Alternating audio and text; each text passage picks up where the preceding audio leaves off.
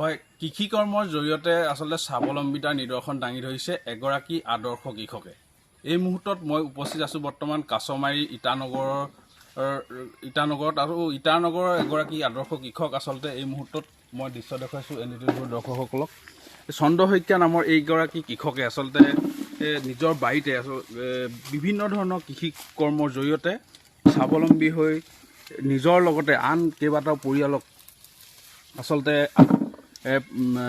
ভৰণ পোষণ দিবলৈ সক্ষম হৈছে। এই মুহূৰ্তত মই দৃশ্য দেখুৱাইছোঁ, যিহেতু তেখেতৰ বাৰীত ইতিমধ্যে তৰি, কুন্দুলি পৰা আৰম্ভ কৰি অমিতা আৰু বিভিন্ন ধৰণৰ খেতি, পাণ তামোলৰ পৰা আৰম্ভ কৰি জালুক, এই বিভিন্ন ধৰণৰ খেতিৰ জৰিয়তে আচলতে স্বাৱলম্বিতাৰ নিদৰ্শন দাঙি ধৰিছে।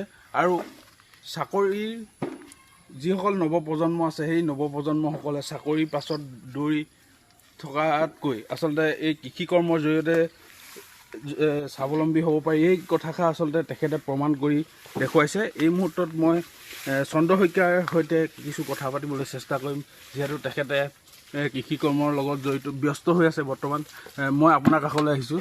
আপোনাৰ বাৰীত কি কি খেতি আছে বৰ্তমান? বৰ্তমান মোৰ বাৰীত কুন্দুলি, জহাভোল, জিকা, অমিতা, আদা, লগতে আকি কুঁহিয়াৰো আছে বাৰু। কুঁহিয়াৰো বিকো বাৰু, যথেষ্ট বিকো, সেইটো আছে। পানীলাও, পাণ তামোল আছে। এইসমূহ বিক্ৰী কৰি কিমান টকা বছৰীয়া আপোনাৰ? এইবিলাক সম্পূৰ্ণ বিক্ৰী হয়। তামোল চামোল বিক্ৰী হ'লে আপোনাৰ তামোলবিলাক বাৰু বেছি হোৱা নালাগিছেহে, আপোনাৰ 6 লাখ মান টকা আহে বছৰেকত। তাতো খৰচাও আছে তাৰ ভিতৰতে। হয় হয়। কিমানটা পৰিয়াল আপুনি পোহপাল দি আছে? মোৰ ইয়াত কাম কৰা 10টামান পৰিয়াল আছে। 10টামান পৰিয়াল? হয় হয়, 10টামান পৰিয়াল আছে। বৰ্তমান কি ৰেটত বস্তুবোৰ বিক্ৰী হৈ আছে? ৰেটটো মানে মই এনেকুৱা নহয়, যিজন বেপাৰী নহয় মই বজাৰলৈ নিনিওঁ, চব ইয়াৰ পৰাই বিক্ৰী হয়, বাৰীৰ পৰাই। মানে আজি নিয়ে, আকৌ কালি নিলে, কালি 19 কাৰ্টন ওলাইছিলে জিকাভোল। এই পইচাটো আকৌ শনিবাৰে দিব, আকৌ এইটো সোমবাৰে দিব, এনেকৈ কৰি দি থাকে। আজি 8 বছৰ মানে তেখেতৰ লগতে এইটো বেপাৰ চলি আছে।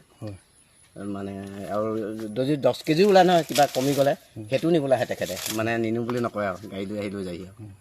বজাৰলৈ নিনিওঁ আৰু, মই চব ইয়াতে বিকোঁ, নিজে বিক্ৰী, বাৰীতে বিক্ৰী হয়। ইয়াতো আছে বাৰী, আগলৈ আছে। তাৰপৰা ঘৰৰ ওচৰতো এখন আছে, তাতো পানীলাও আছে, পানীলাও লাগিছে আৰু। যিসকল নিবনুৱা যুৱক আছে, বাহিৰলৈ কাম কৰিবলৈ গুচি যায়, সেইসকলক উদ্দেশ্যি আপুনি কি ক'ব? নহয়, তেখেতলোকৰ বাহিৰলৈ গৈছে, কিবা এটা যদি আৰু তেখেতলোকৰ সুবিধাও থাকিব লাগিব। যদি যিসকলৰ সুবিধা আছে, তেখেতলোকে কৃষি কৰ্ম কৰিলে আজিকালি লাভজনক হয়। যদি আৰু সুবিধা আছে, তেখেতলোকে আহক, কৃষি কৰক, কৃষিৰ লগত জড়িত হওক। আজিকালি চৰকাৰেও সুবিধা দিয়ে কৃষকসকলক।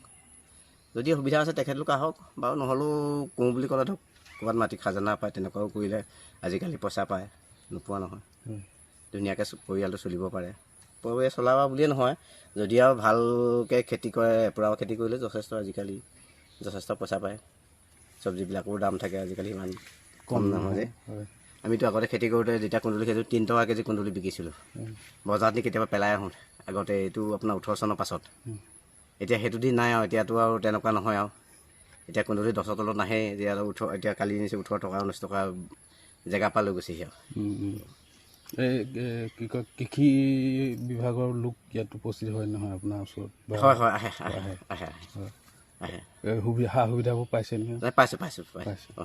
এইটো ধুনীয়া পাইছোঁ, এইবোৰ নাপাওঁ বুলি নকওঁ, পাইছোঁ।